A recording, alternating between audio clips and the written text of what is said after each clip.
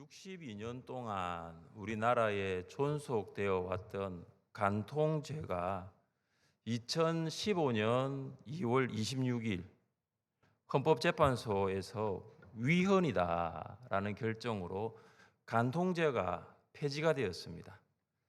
이 헌법재판소가 이 간통죄를 위헌이라고 결정한 이유는 간통죄가 개인의 성적 자기 결정권을 침해한다고 보았고, 또 이 간통죄가 사생활의 비밀을 침해한다라고 판단한 것입니다.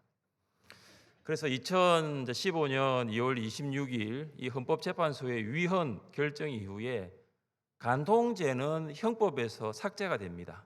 그래서 이제는 이 형법으로서는 간통 행위를 처벌할 수가 없게 되었습니다.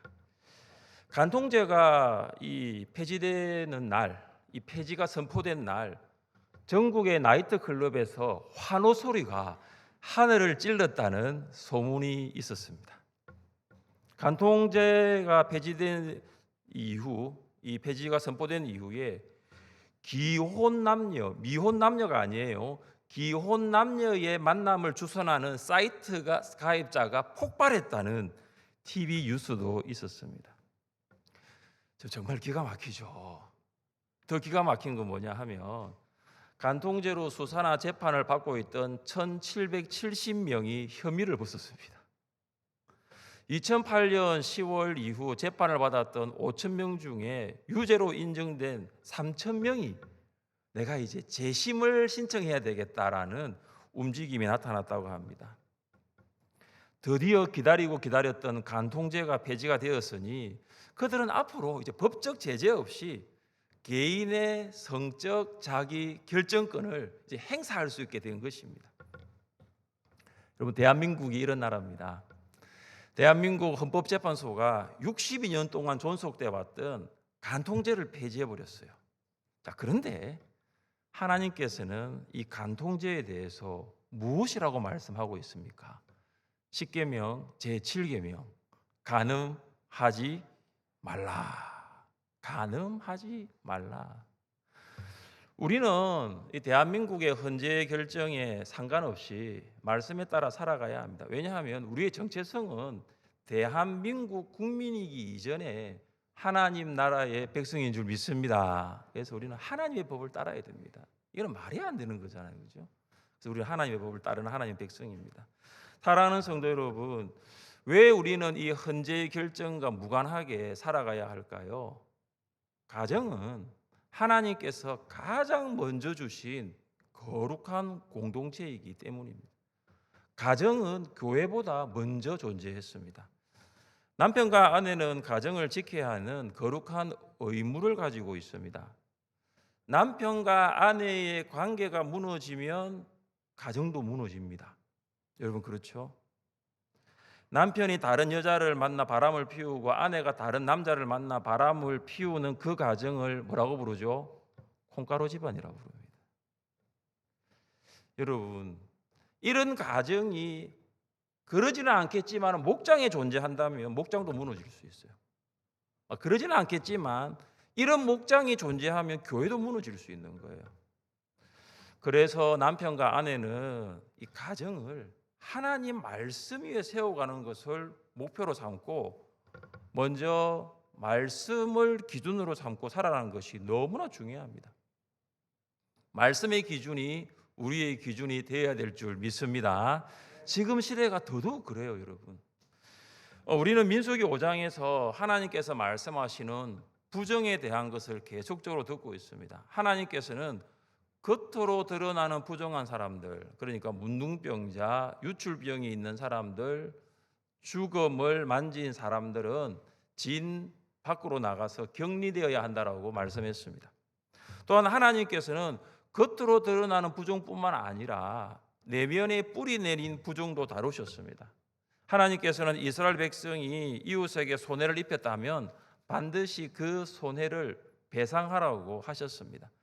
다른 사람이 모른다고 어물쩍 넘어갈 것이 아니라 하나님께서는 다 보고 계시니 반드시 회개하고 또 배상해야 됩니다. 오늘 본문은 가정을 위협하는 부정입니다. 가정은 국가의 가장 기본 구성 요소이면서 국가의 근간을 이룹니다. 여러분, 가정을 이루는 가장 기본적인 관계가 부부 관계예요. 부부 관계는 부모와 자녀의 관계보다 먼저 합니다. 하나님께서 무엇보다 가정에 관심이 참 많으세요. 그리고 그 가정 안에 부부의 관계가 사랑의 관계가 되기를 원하고 계십니다. 우리는 오늘 본문을 통해서 하나님께서 가정에 대한 관심이 또 가정에 대한 사랑이 얼마나 큰지를 알 수가 있습니다. 자, 이제 본문으로 들어갑니다. 우리 11절부터 14절까지를 함께 읽겠습니다. 11절부터 14절까지입니다.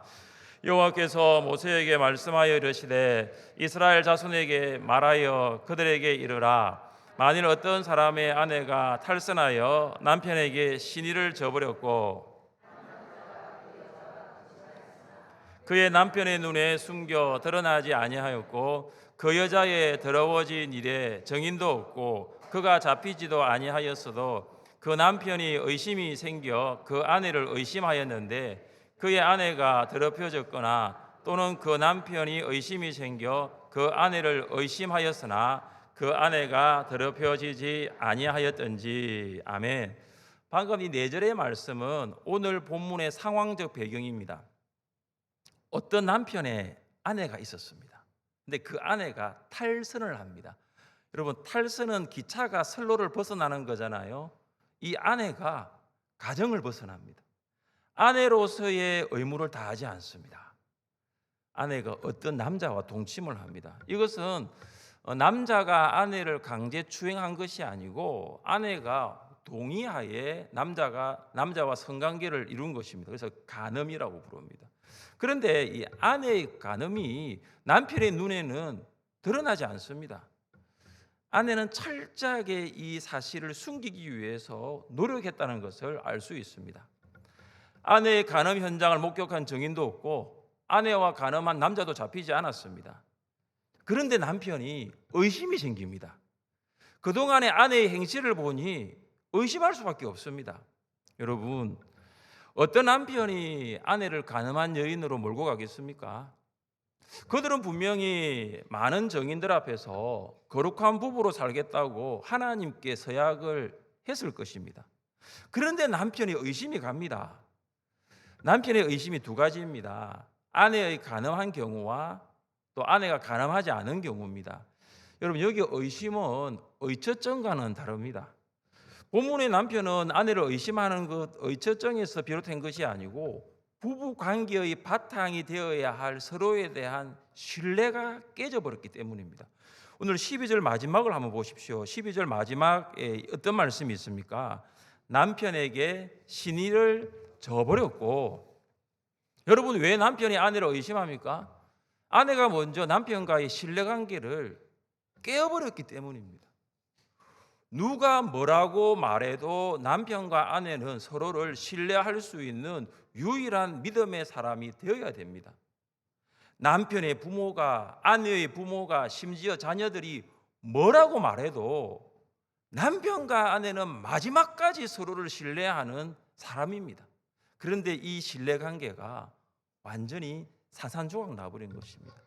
신뢰라는 것은 유리와 같아서 한번 깨어지면 다시 원래대로 붙이는 데는 시간이 많이 필요합니다. 그리고 붙이더라도 이전에 깨어진 관계의 흔적들이 여전히 남아 있습니다.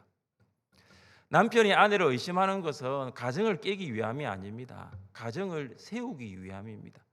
남편이 어떻게 하든지 정인을 찾고 물증을 발견하면 간음한 아내는 이스라엘 공동체에서 그냥 떠나가야 하는 것입니다. 율법에 따르면 간음한 여인은 돌에 맞아 죽어야 합니다. 그런데 남편은 아내가 돌에 맞아 죽는 것을 원치 않습니다. 사랑하는 성도 여러분, 남편이 깨어진 부부의 관계를 회복하기 위해서 이 남편이 어떻게 합니까? 우리 15절 말씀을 같이 읽겠습니다. 15절입니다. 그의 아내를 데리고 제사장에게로 가서 그를 위하여 보리가루 10분의 1 에바를 헌물로 드리되 그것에 기름도 붓지 말고 유향도 두지 말라. 이는 의심의 소재요 죄악을 기억나게 하는 기억의 소재라. 아멘. 여기에서 우리가 주목해야 할 것은 남편이 아내를 데리고 누구에게로 갔느냐라는 것입니다. 누구에게로 갔습니까? 제사장에게로 갔습니다. 깨어진 관계 회복, 부부의 관계 회복을 위해서 부부가 할 수 있는 일이 뭡니까? 이혼 숙녀 캠프에 입소한 것이 아니고 제사장에게로 갔어요. 성막으로 간 거예요. 무슨 말입니까? 남편이 아내를 데리고 성막으로 갔다는 것은 하나님께서 우리 가정을 회복시켜 주신다는 믿음이 있었기 때문입니다. 하나님께서 제사장을 통해서 우리 부부의 관계를 회복시켜 주신다는 것을 믿었기 때문입니다. 남편은 의심의 소재로 보리가루 10분의 1 에바 약 2.3리터를 제사장에게 드립니다. 원래 이 소재는 기쁨과 그리고 감사를 상징하는 기름을 붓습니다. 그런데 의심의 소재는 기억의 소재이기 때문에 그런 기름은 제외됩니다. 남편은 의심의 근거가 무엇인지, 그것이 진실인지 여부를 알기 위해서 소재를 드립니다. 자, 그 다음 제사장이 여인에게 행하는 절차를 보면 아주 독특합니다. 사실은 아마 오늘 민수기를 처음 읽으신 분은 이런 말씀이 성경에 있었나 생각할 정도로 매우 독특한 것이 16절부터 18절까지 말씀입니다. 자, 우리 16절부터 18절까지를 읽어보겠습니다. 제사장은 그 여인을 가까이 오게 하여 여호와 앞에 세우고 토기에 거룩한 물을 담고 성막 바닥에 티끌을 취하여 물에 넣고 여인을 여호와 앞에 세우고 그의 머리를 풀게 하고 기억나게 하는 소재물 곧 의심의 소재물을 그의 손에 두고 제사장은 저주가 되게 할 썸물을 자기 손에 들고, 자, 먼저 제사장이 여인을 가까이 오게 합니다. 그리고 난 다음에 하나님 앞에 세웁니다. 제사장은 성막 뜰에 있는 물두멍에서 물을 떠 토기에 담고 성막의 티끌을 그 물에 넣습니다. 그런 다음 이 여인이 머리를 풉니다. 여인이 머리를 푼다는 것은 슬픔을 상징합니다. 사랑하는 남편으로부터 의심받는 그 자체가 여인에게는 매우 슬픈 일이기 때문입니다. 그리고 여인이 의심의 소재를 듭니다. 이 의심의 소재가 무엇입니까? 여인의 과거를 기억나게 하는 소재입니다. 만약에 여인이 간음죄를 지었다면 그 죄는 드러나게 될 것입니다. 우리는 여기에서 두 번 반복되는 표현을 통해서 남편과 아내가 누구 앞에 있어야 하는가를 잊지 말아야 합니다. 여러분 16절 그리고 18절에서 반복되는 표현이 있는데 무엇입니까? 여호와 앞에입니다. 여호와 앞에. 아내를 의심하고 있는 남편도 자신의 지혜로 이 문제를 해결하지 않고 하나님 앞에서 판결을 기다리고 있습니다. 그는 하나님만이 우리 가정의 문제를 해결해 주실 수 있다라고 믿었기 때문입니다. 여러분, 오늘 본문은 아내가 남자와 동침하여 남편이 아내를 의심하여 가정의 위기를 만난 이야기입니다. 그런데 지금 우리의 가정은 이런 위기가 아니라 정말로 많은 위기에 직면하고 있습니다. 가정 구성원의 관계가 약화되면서 의사소통이 부족하게 되고 갈등이 심화되는 가정들이 있습니다. 또한 자녀 양육, 교육에 대한 경제적인 부담, 노인 부양 문제, 주거 문제, 물가 상승으로 인한 가계 경제의 어려움을 겪고 있는 가정이 점점 늘어나고 있습니다. 뿐만 아니라 가정폭력, 아동학대 문제로 심각한 사회 문제로 대두되고 있습니다. 여러분, 우리가 이 문제를 해결할 수 있는 돌파구를 성경에서 찾아야 되는데 성경은 뭐라고 말하고 있습니까? 여호와 앞에. 사랑하는 성도 여러분, 문제없는 가정은 한 가정도 없을 것입니다. 그렇다면 하나님께서 우리 가정의 문제를 해결하시는 열쇠를 쥐고 있다는 것을 여러분 믿으십니까? 우리가 다시 예배를 회복해야 됩니다. 여러분, 다시 감사 가정 예배를 회복할 수 있어야 됩니다. 예배의 중심은 하나님이시고 예배를 받으시는 분은 하나님이십니다. 여러분, 감사 가정 예배 드리고 있습니까? 제가 확인을 안 해보니 몇 가정이 드리고 있는 것은 제가 잘 알지 못하겠지만 여러분, 이 예배가 굉장히 중요합니다. 예배 시간에 가족 구성원들이 함께 모입니다. 그리고 그들은 모두 하나님 앞에 나와 있다는 것을 압니다.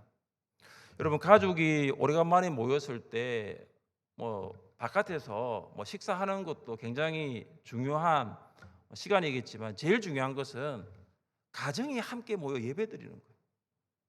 아들이 오래간만에 왔어요. 그죠? 군에서 휴가 받아가지고 딸이 오래간만에 왔어요. 방학이라고 내려왔어요.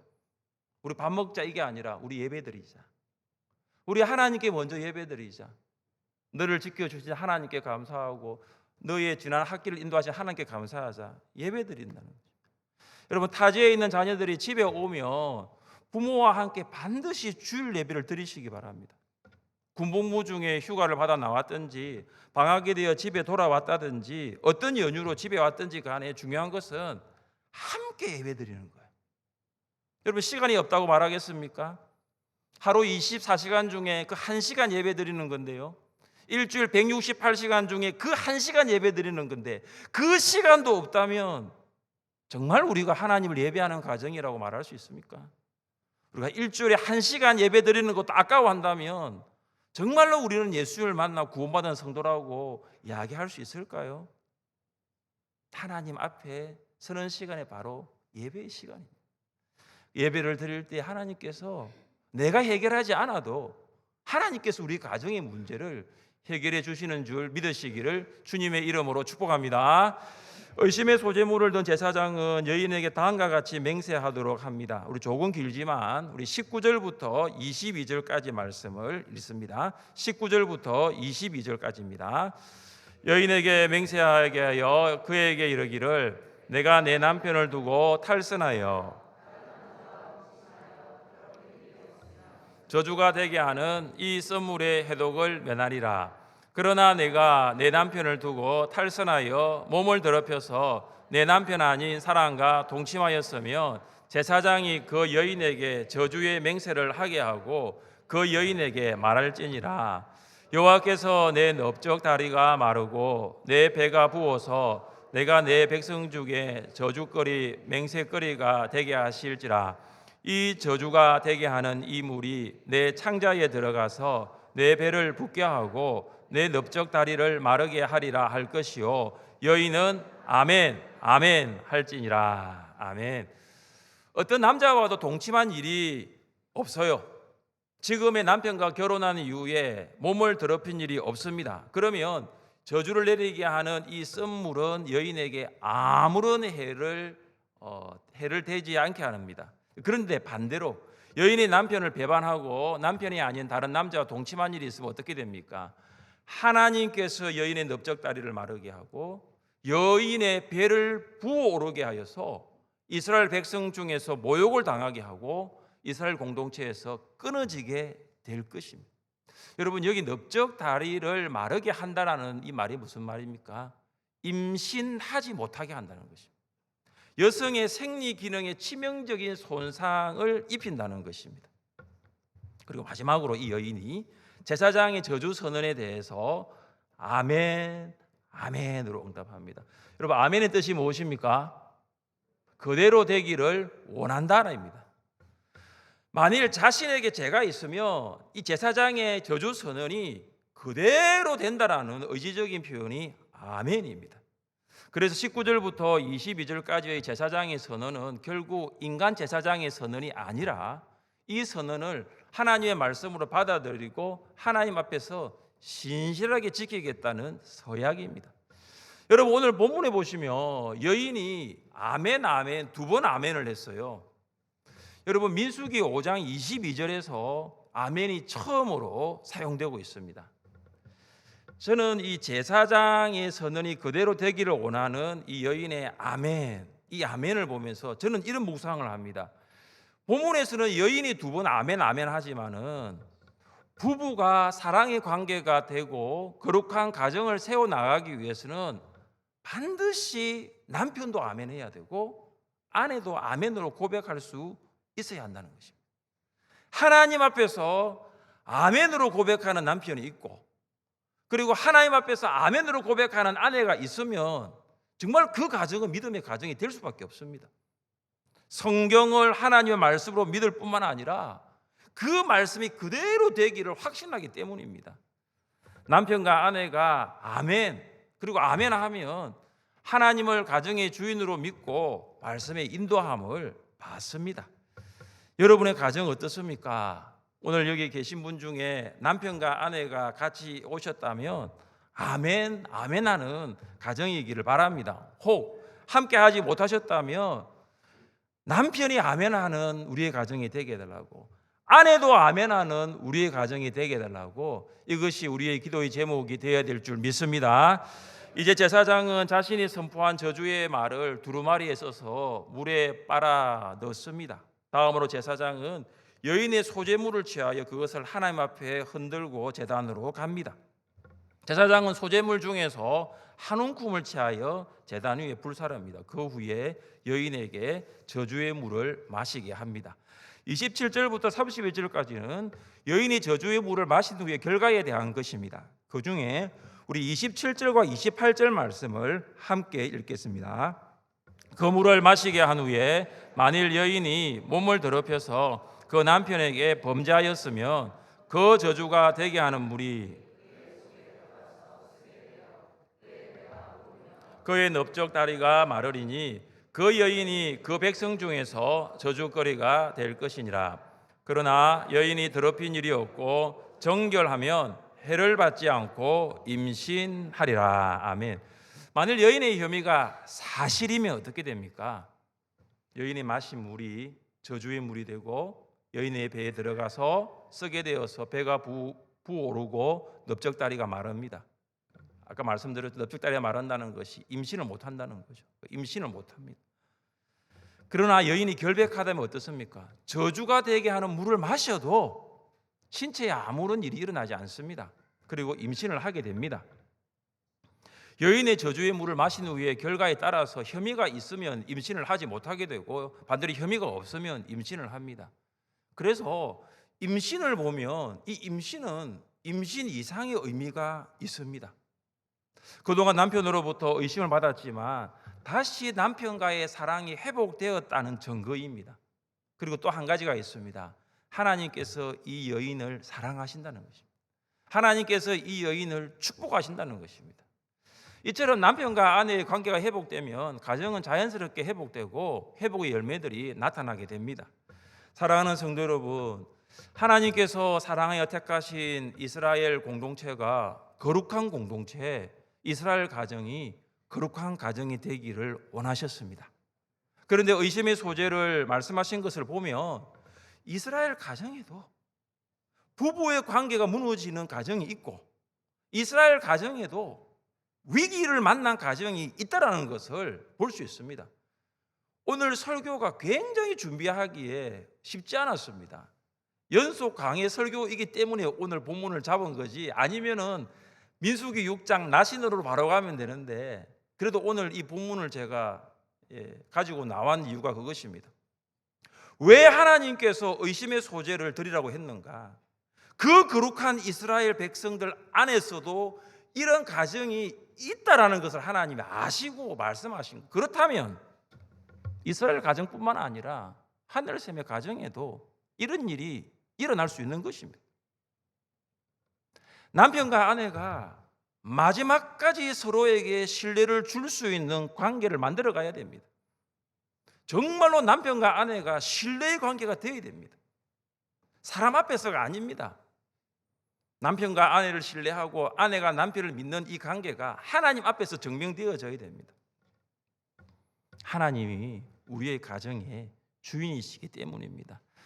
세상에 모진 세파가 불어오더라도 우리 하늘샘의 가정이 하나님께서 복 주시는, 하나님께서 기억하시는 믿음의 가정이 될 수 있기를 주님의 이름으로 축복합니다. 우리 자리에 일어나셔서 함께 찬양하겠습니다.